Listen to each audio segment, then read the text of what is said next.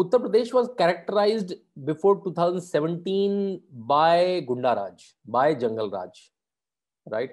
It was in fact a Bahubali Karan of politics. Right.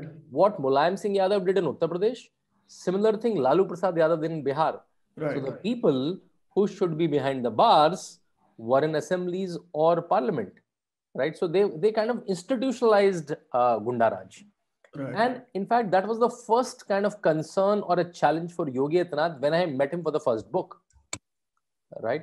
And how can I change this image of Uttar Pradesh, which is considered a lawless state, which only inspires the Gunda type movies of Bollywood? That was the only inspiration UP was giving, right? And that was heartening. Like, he used to feel sad about it, like, and that was his connection with UP.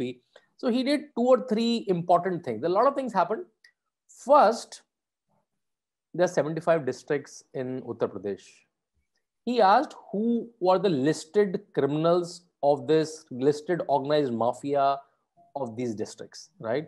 Who had FIRs but never arrested because they have political patronage, who ran from courtrooms, who ran from jails, or who were never even FIR'd because they have so much patronage in the system, political system before 2017 that they weren't even ever FIR'd. So all these people were listed.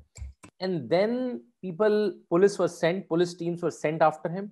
Whenever they were able to arrest the person, they arrested. Whenever there was a resistance, there was fight, there was encounters, there were fights, some got wounded, some got injured, some reached where they should have been.